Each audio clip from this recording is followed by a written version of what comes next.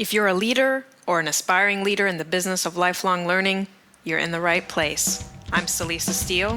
And I'm Jeff Cobb, and this is the Leading Learning Podcast.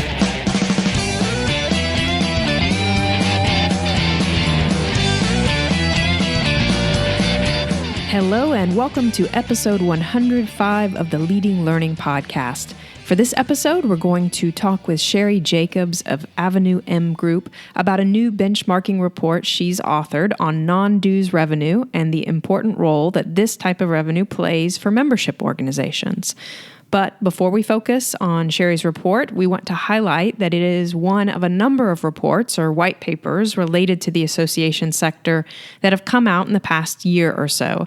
As our resource for this episode, we want to link to 4 of these that we've discussed on the show. The first is the one we will discuss in this episode, which is Growing Non-Dues Revenue, a Benchmarking Report.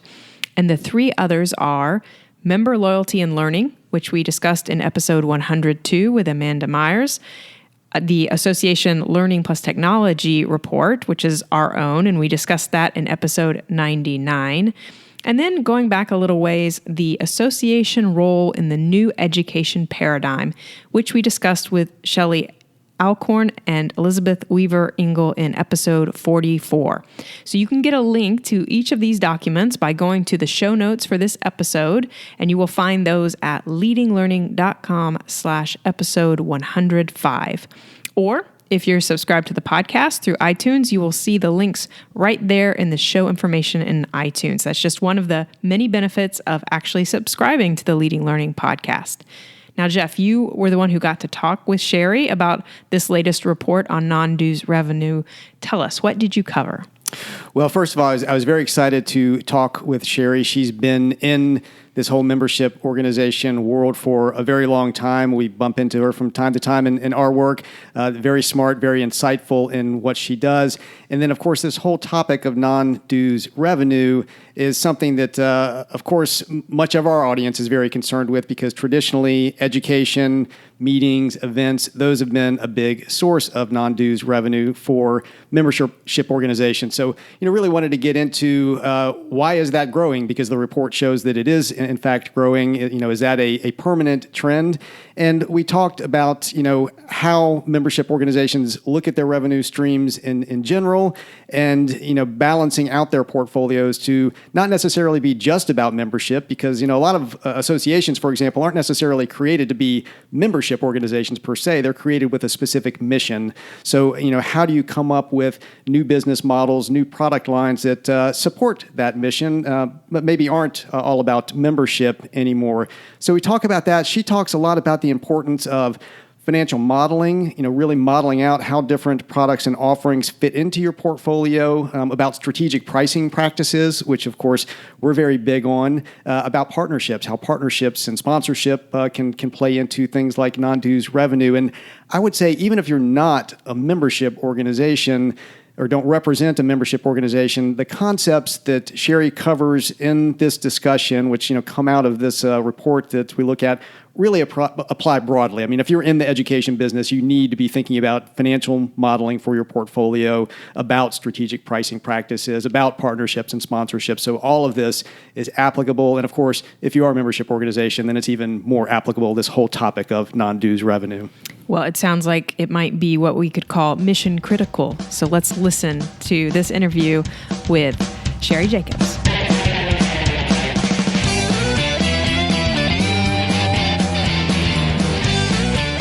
Hey there, this is Jeff Cobb, and I am very pleased to be joined for this episode of Leading Learning by Sheri Jacobs.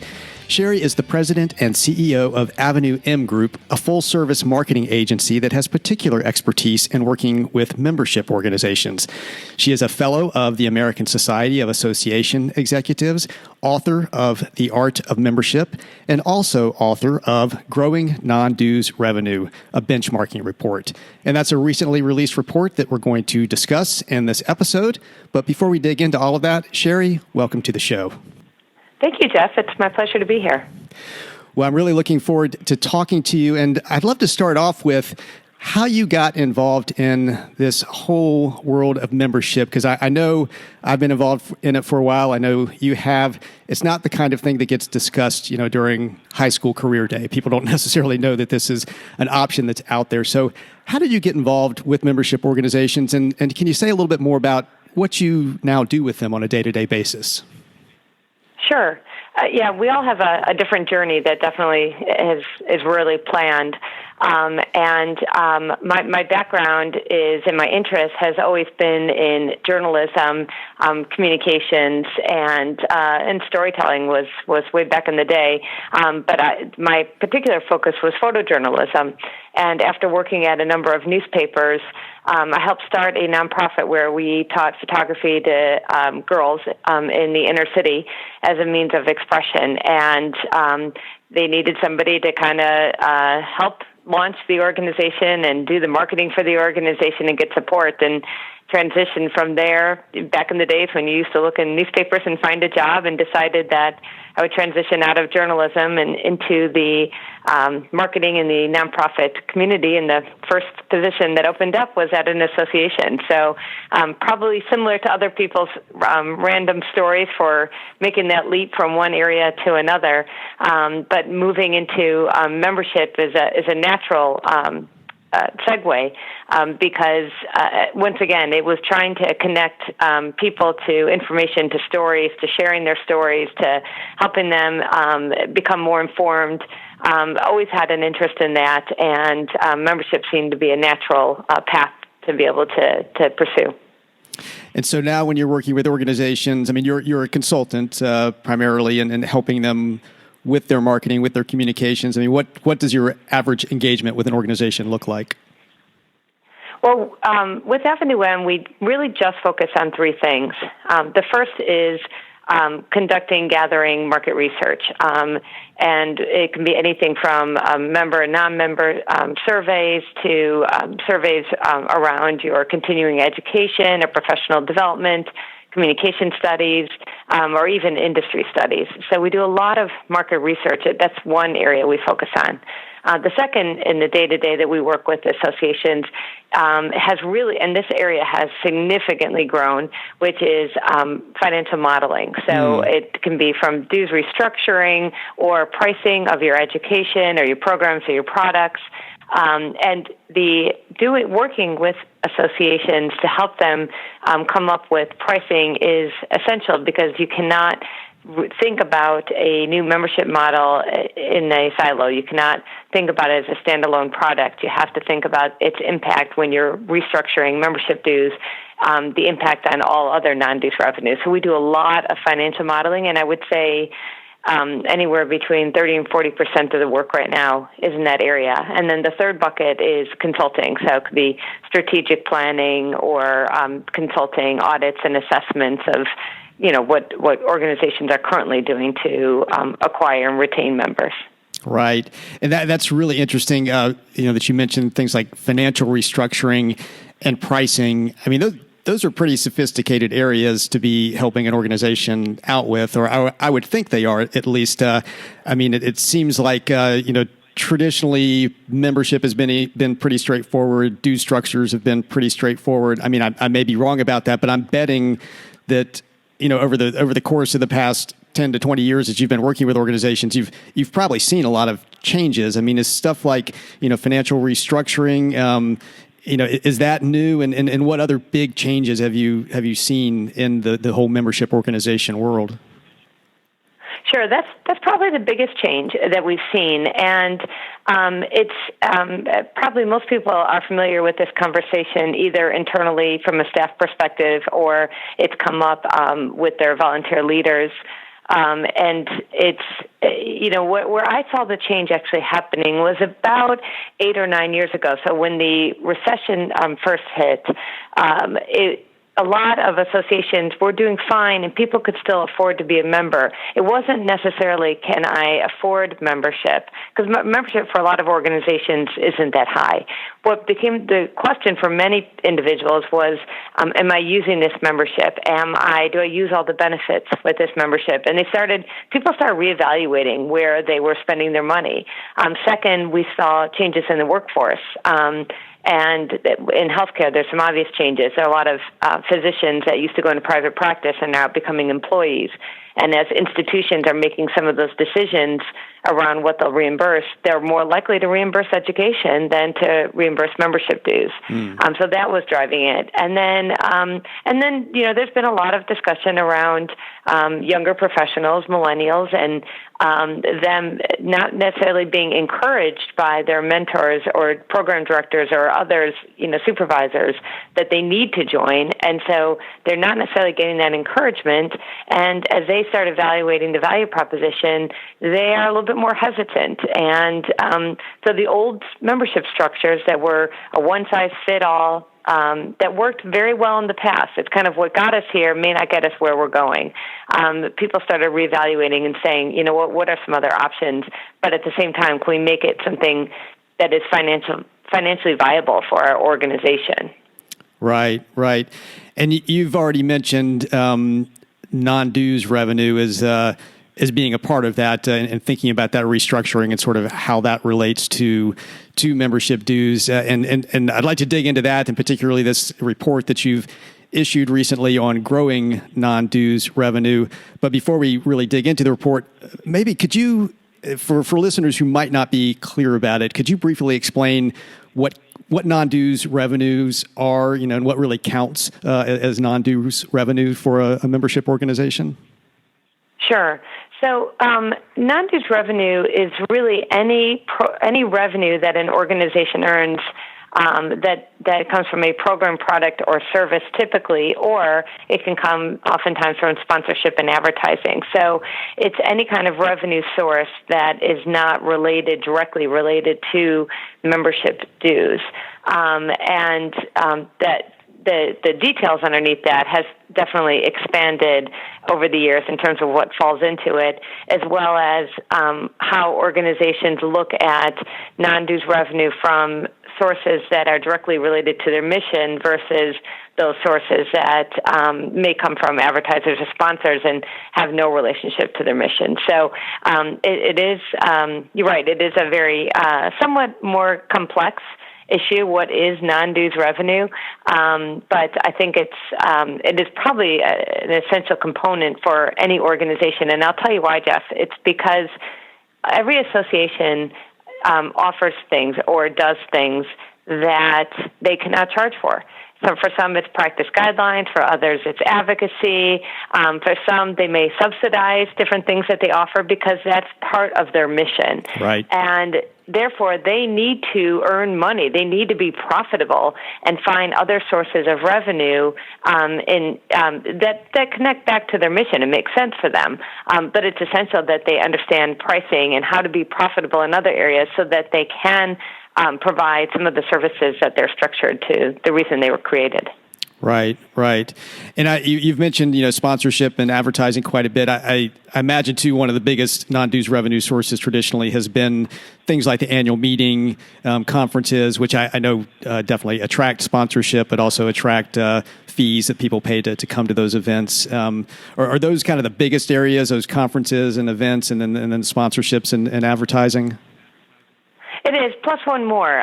So, what our study revealed, and this wasn't really a surprise, is that in-person conference and trade shows still account for a vast majority of revenue, of non-dues revenue for associations. But actually, and this, when I say it's the number one, I don't mean it by it brings in more money than anything else, but that it is the most common source of revenue for associations. We found were also job boards. So we found that 87% of the associations that participated in the study received non-dues revenue from their job board. That doesn't mean that the job boards create more revenue than in-person conferences.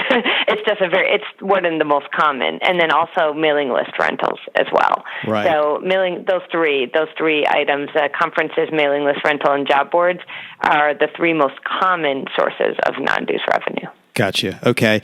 And you've got this data because you've gone out and done the survey, and that it forms the basis for this growing non-dues revenue report. Is this the first time you've done this particular report? It is, and it really came about because, as I mentioned, we're doing so many more projects where organizations are saying, help us restructure our membership dues. And as we dig into it, one of the key components to figuring out a due structure that's going to achieve their goals, and their goals may be different. It could be, revenue, it could be growth and membership, it varies. But as we were starting to work on that, a key component to that is what other revenue comes in and what would you bundle or not bundle with the membership. And as we started looking at the entire financial model for associations, non-dues revenue kept reappearing in the conversation. And as we discussed this, and we started getting some clients who asked us to find out what are other organizations doing to find a more balanced portfolio, financial portfolio. And as those requests came in, we discussed as a team that it might be a good idea to collect some data from our friends and colleagues in the association community. So put together the study and launched it, and really, really pleased with the first year and the response rate. And so you had, if I remember correctly, about 200 organizations that participated in it. So pretty good sample that you got to respond. And it seemed like the biggest headline that came out of it was that almost half of those organizations that participated anticipate a higher percentage of their budget for 2017 will be attributed to non-dues revenue. So this is a growing area, and you talked about things like, kind of balancing the portfolio, just being able to find other revenue sources. I mean, is underlying this a concern about membership dues and what's going to happen with them over time? For some, not for all, but for some. There are certainly organizations out there that are experiencing growth for a variety of different reasons. But certainly there are some that are seeing changes in the market that are impacting membership. So just last week I was with an association, and they talked about private equity that's coming into their space. And due to that, and due to a number of mergers and acquisitions, and this is a trade association, when you lose one member in a trade association, that could be $250,000. It can have an impact. So some of it is external forces that are, creating an environment where membership is just decreasing. It's not necessarily what the organization is offering or what they charge. In other cases, you're seeing membership is fine, it's growing, but organizations are looking at diversifying their portfolio and looking at reach and saying that in order to achieve our mission, it is not should not rely as heavily on membership. Memberships could be just a product, but rather to achieve our mission, which might be to eradicate, a disease or to, increase the professionalism or inform the profession. They are going to focus now on how do we reach all the individuals in this profession. And so there's an increased focus on what programs, products, and services are we offering, and where can we get some revenue from those sources. And do you see that as an overall trend? I mean, is this, trajectory, I guess it's coming out of the 2017 report. Does it seem like a long-term trend where eventually organizations are going to be just looking at membership as kind of one product in their portfolio, and it may be that, eventually non-dues revenues surpass membership dues revenue for a lot of organizations, if not most organizations? Do you see things headed in that direction, or is it too soon to say? It's probably too soon to say, but I wouldn't be surprised if it did happen. Mm-hmm. So, yeah, it's, it is, and that's not a bad thing, because I do think that for most organizations, if they go back to why they were founded, what's their mission, and even as they look through their strategic plan, they realize that the reason they exist is not, the word member is not necessarily a key component for that. Right. It is usually about the profession or the individuals that serve in that profession or the companies there. And as they think about that, and the conversation starts changing, and they start going down the path of identifying programs, products, and services that can provide real value and is relevant to their market, they have to make investments in that. And as they make those investments, it's not a short-term commitment.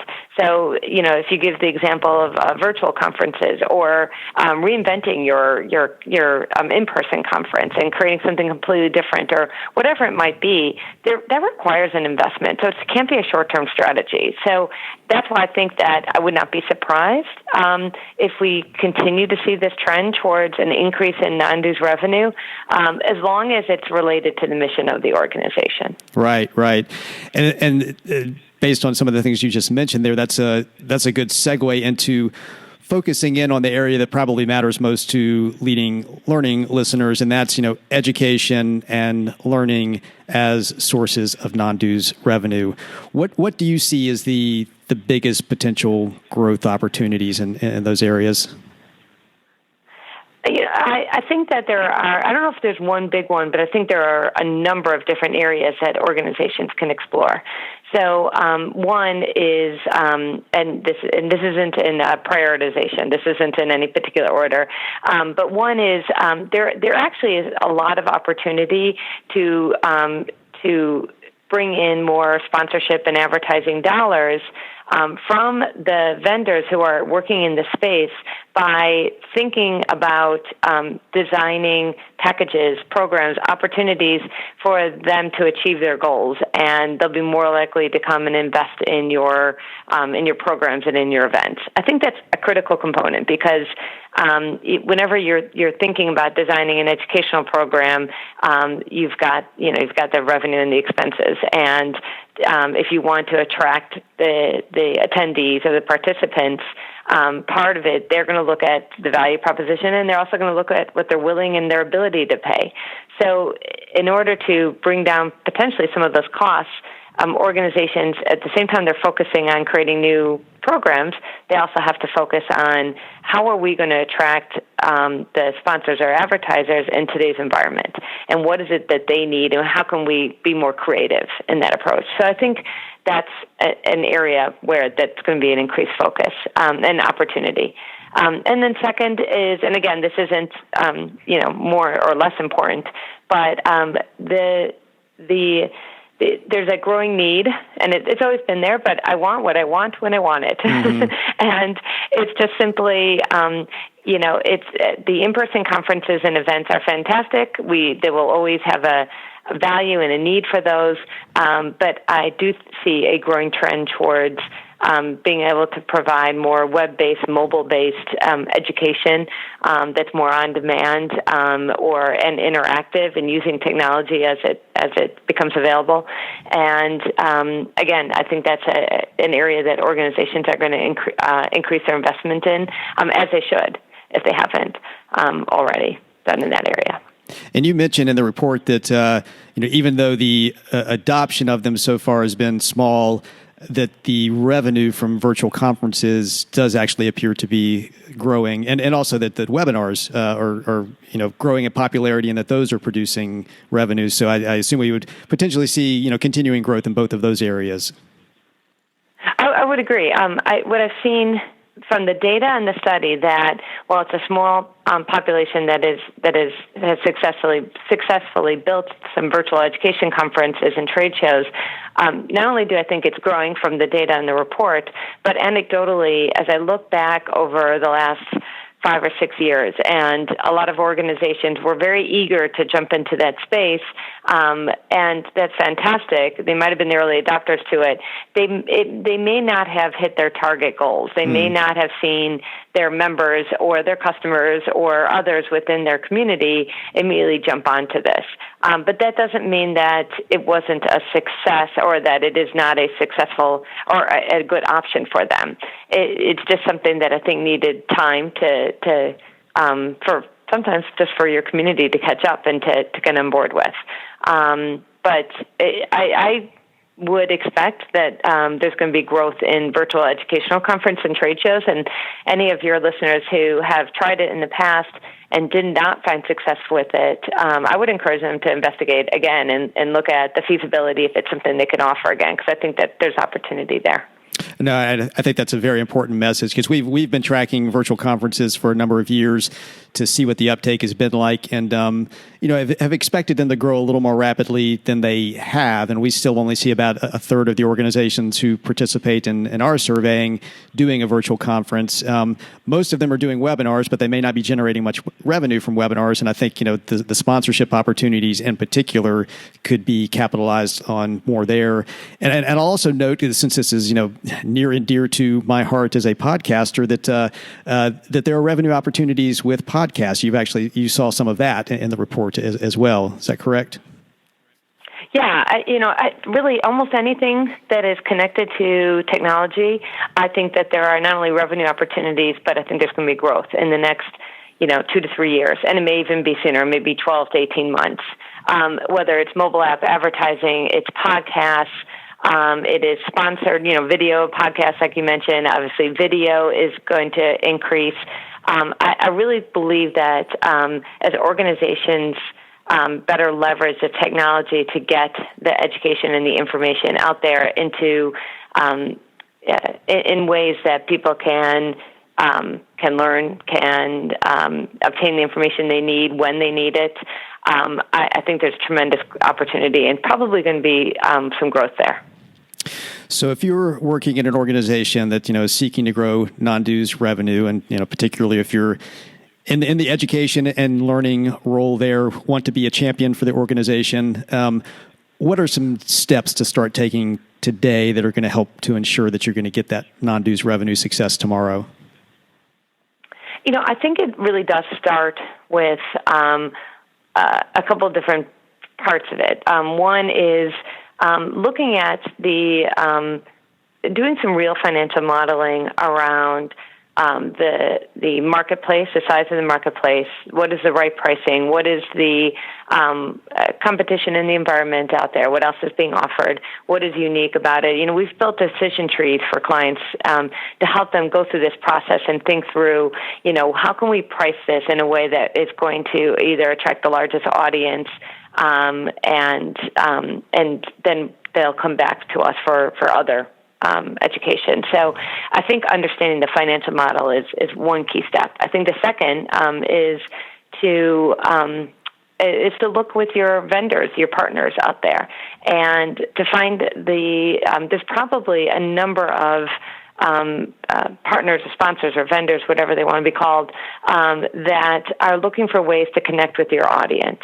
And starting to have conversations with them to develop a sponsorship package that's not just a one-off, but will provide them with the opportunity where they will have increased exposure to them in ways that are meaningful to them, the right audience at the right time that will also connect technology and connect them to that audience.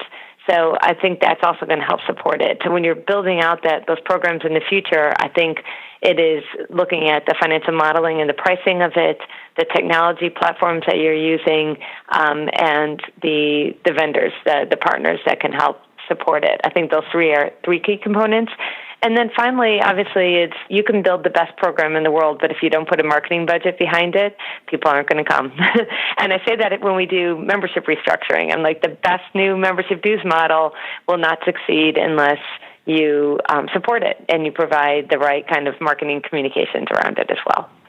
Those are great points, and they tie in extremely well to what really is our major theme at Tagoras and at Leading Learning, which is really thinking about learning from the perspective of being in the business of learning. So you do have to think about things like financial modeling. We found that we've been doing more of that and working with clients in recent years, and working with your sponsors, really thinking about that business perspective. But then, obviously, at the end of the day, being able to deliver the learning that your members and your broader audience expect. And speaking of delivering learning, getting the learning that's expected. This obviously is a show about learning. It's a show about people who lead learning and help them to do that. And we do always like to make sure we ask our guests when they come on about their own experiences with learning, their own personal learning practices. So as we're starting to wrap up what's been a very interesting conversation today, I want to ask you, what is one of the most powerful learning experiences that you've been involved in, as an adult since finishing your formal education? That's a good question, and I think there's been a couple over time, so it depends on at what point in my career. And I think as I shifted in my career from photojournalism into nonprofit marketing into research and consulting, there's definitely been different points. So I can give you one example, but it may not be the most powerful. But I think back to when I went outside of my space, which research, consulting, marketing, association management, and attended one of my clients' conferences as an attendee, and went there and we're doing other work for them, but they had a completely different focus than the area that I focus on. And that learning experience, learning from others that I saw the information they were sharing was transferable to my field, was a very powerful experience, is to just take a step outside of your own space and to learn from others and how they're addressing similar problems. Because what I've found in working with more than 100 associations, from the neonatal nurses to the funeral homeowners, is that most professions have similar challenges. The people that work in the professions have similar challenges, and so you really get some great education and opportunities and experiences from going outside of your own community and attending a conference in a completely different one. That's a great example, and I think it's something we do, often don't push ourselves to do enough, is to really step into those spaces that aren't our familiar spaces and seeing what lessons we can draw from it. So thanks for sharing that. So we'll include a link to Growing Non-Dues Revenue, your report, in the show notes for this episode, as well as links to your books. In addition to those, if listeners want to know more about you, more about your work, and just be able to connect with you in general, where should they go for that? Sure, thank you. Well, they can always go to avenuemgroup.com. And find out more about Avenue M Group or about me, or go to ASAE as well. I've written a number of articles for their magazines and the books that you mentioned, and there's always links to me on there as well. So I'm always happy to have a conversation, a phone call with somebody, and I appreciate the opportunity to be on the podcast today. Well, great. Well, thanks so much, Sheri, for the conversation. Thank you, Jeff. That wraps up our interview with Sheri Jacobs. To get show notes for this episode, including links to the various reports that we know are of interest to many listeners, you go to leadinglearning.com/episode 105. While you're there, you'll see the various options for subscribing to the podcast. And if you are getting value out of Leading Learning, we would be truly grateful if you would subscribe. We would also be grateful if you would take just a minute to give us a rating on iTunes. To do that, go to leadinglearning.com/iTunes. We really appreciate that. It makes a world of difference in helping others find the podcast. Finally, consider telling others about the podcast. You can simply send out a tweet to do that by going to leadinglearning.com/share, and that will actually pop up a tweet that's pre-filled with some language, and all you got to do is hit the tweet button, and it'll go out to the world. If that's not your thing, if you don't like tweeting out to the world, just take that language, put it into LinkedIn, put it into Facebook, walk down the hall with it, whatever. But get out there with that language and tell people about the Leading Learning podcast. Thanks again, and we'll see you next time on the Leading Learning Podcast.